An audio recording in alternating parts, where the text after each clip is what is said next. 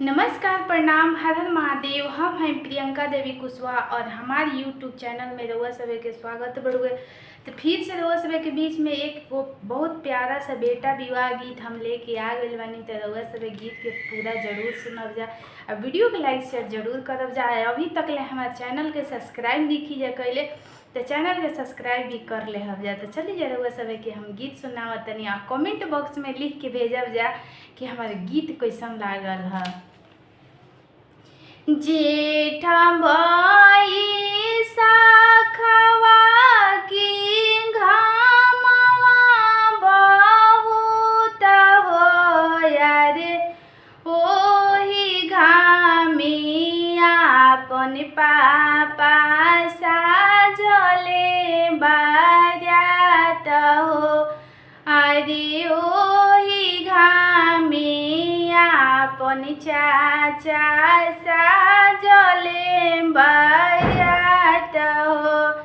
जेठ बाई साखवा की घामवा बहुत होया रे, उहे घामी आपन भैया साजले बारात हो। यारे उहे घामे आपन भैया साजले बारात हो।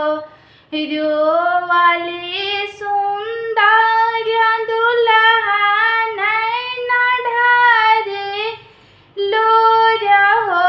यारे कैसे जाई पापाजी घामवा बारात हो।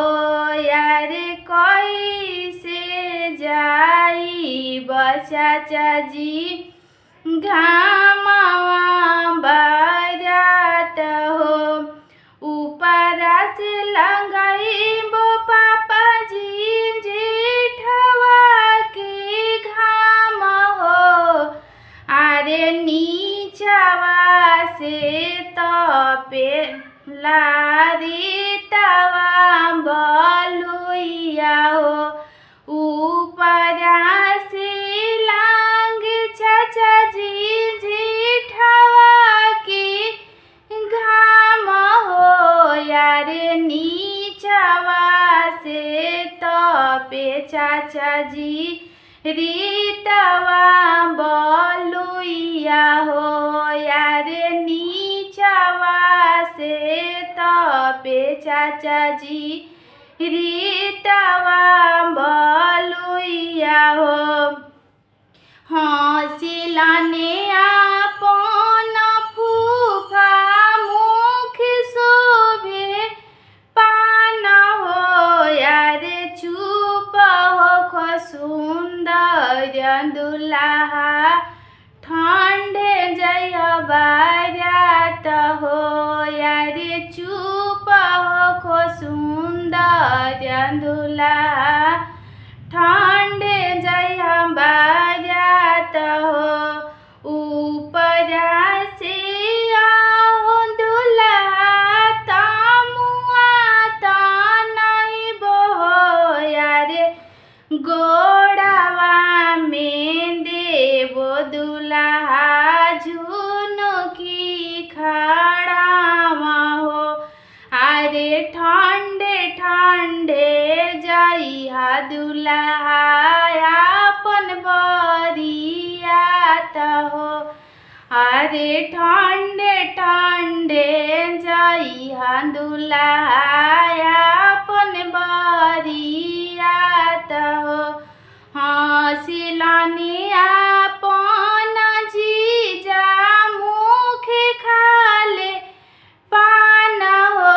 यारे चुप हो सुंदर दुल्हा ठंडे जय बारात हो। यारे चुप हो सुंदर सारावा ठंडे जय बारात हो। ऊपरा से आओ दुल्हा तमुआ तनई बो।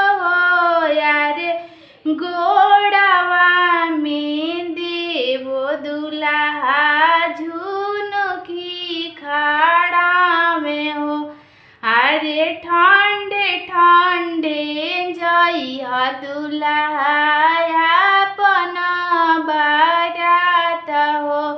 अरे ठंडे ठंडे जइहा दुल्हा